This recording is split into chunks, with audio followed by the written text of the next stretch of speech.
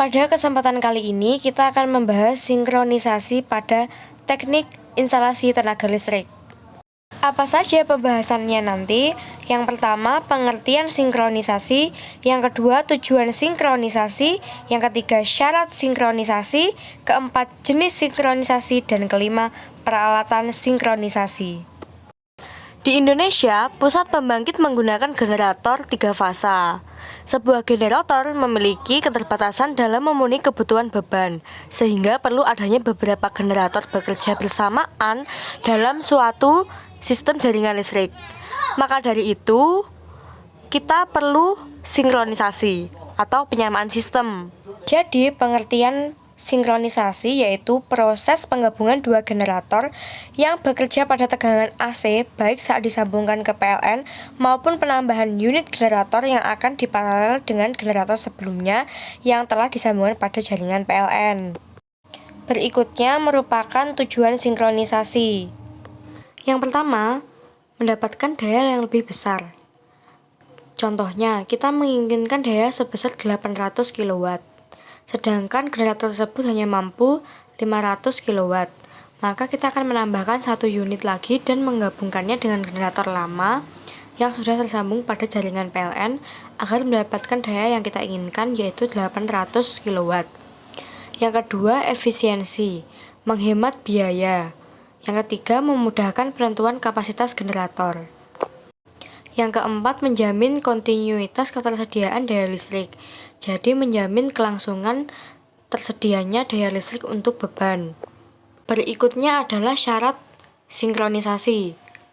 Yang pertama, tegangan kedua generator harus sama. Kedua, mempunyai urutan fasa yang sama. Generator 1 memiliki fasa RST, maka generator 2 harus juga memiliki fasa RST.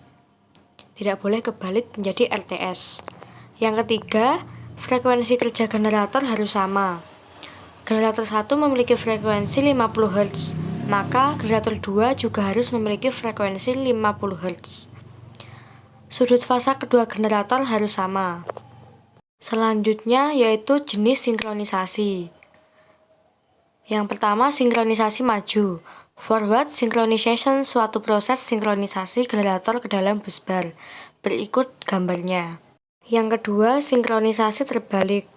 Backward reverse synchronization, yaitu biasanya terjadi pada sistem tenaga listrik di suatu pabrik, di mana suatu jaringan supply akan digabungkan ke dalam suatu jaringan sistem atau busbar.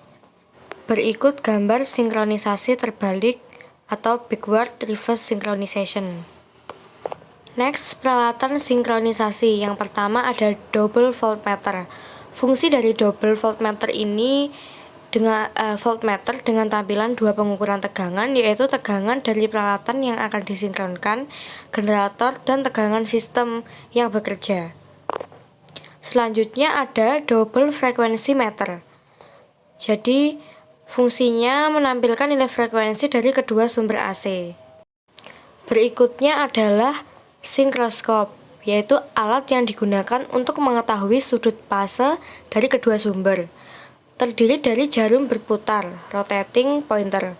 Jika jarum berputar tersebut berada pada posisi tepat di jam 12 atau tegak lurus, maka sudut fasa dari kedua sumber sama dengan 0 dan dapat dikatakan kedua sumber sefase dalam sudut fasa yang sama. Selanjutnya ada alat fase sequence indicator. Alat ini sama dengan yang digunakan untuk mengetahui sekuens fase dari motor induksi. Dilengkapi dengan jarum berputar. Jika jarum berputar searah jarum jam ke kanan, maka dapat dikatakan memiliki sekuens positif RST.